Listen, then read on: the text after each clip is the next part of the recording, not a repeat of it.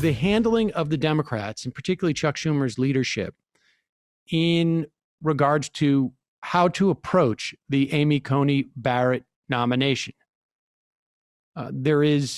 We could spend days talking about why Amy Coney Barrett, as a jurist, is highly problematic for the country. It's going to wreak havoc on a woman's right to choose, going to wreak havoc on the right of gay folks to get married, going to wreak havoc on on the ability of our government to actually do the things that people expect out of our government, like keep the air clean, keep the water clean, keep the food safe, keep products safe,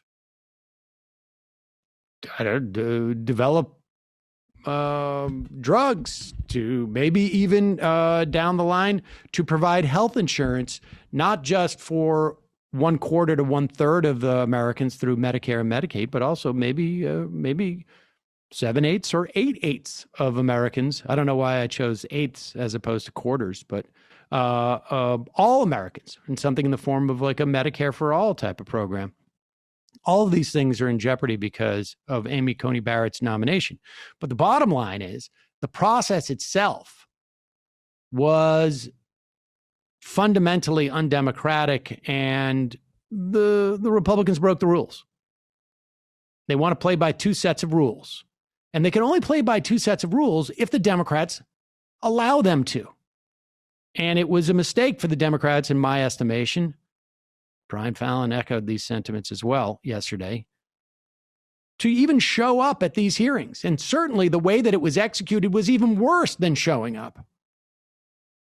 It's one thing they show up and they make it clear to the American public that this whole thing is a sham. It's another for them to show up and have Dianne Feinstein praise Lindsey Graham for it. I think they realized it was a disaster, but here is the Democrats and Chuck Schumer basically doing a short play in which I call a dollar late and what is it? A donut short and a dollar late? I don't know. Dollar late and a dollar short. I am here to stand with my colleagues on the Judiciary Committee who are boycotting today's committee markup on the nomination of Judge Amy Coney Barrett to the Supreme Court.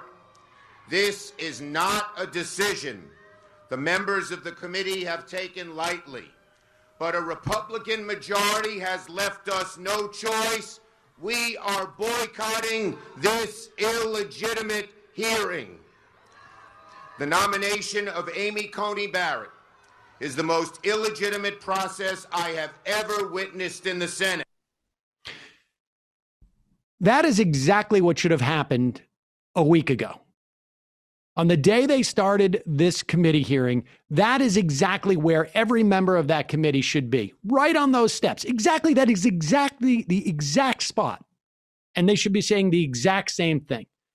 But how does anyone take that seriously now when they sat through the committee hearing and Dianne Feinstein praised Lindsey Graham, the chairman of the committee, the one who's orchestrating this entire farce? How do they do that with even a straight face? This was a huge missed opportunity. So imagine just for a moment that press conference we just saw happened a week ago, and every day of the coverage was referencing that press conference. Today is day one of the Amy Coney Barrett hearings. There are no Democrats in the room because they are standing outside the Senate protesting these hearings because they're a sham. Today is day two of the Amy Coney Barrett hearings. There are no Democrats in this room because they are outside protesting this sham. Day three, day four. And maybe even in this alternate universe, the Democrats on each day are bringing some other stunt, essentially, to get the media's attention, to build to some type of crescendo. But instead, what we've seen is a is really, I don't know. It's like putting the punchline first in a joke and then explaining the premise afterwards.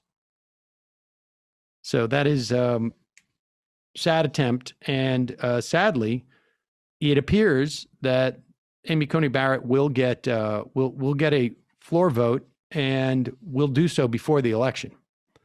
And again, we spoke yesterday as to why, if you punt this, if you were able to get this, and I'm not saying the Democrats boycotting would have been able to do this either, but it would have drawn more attention to it. If you could push this into the lame duck session and things go well in the election, at the very least, you're building enough political cachet to take some steps to fix the problem with the Supreme Court.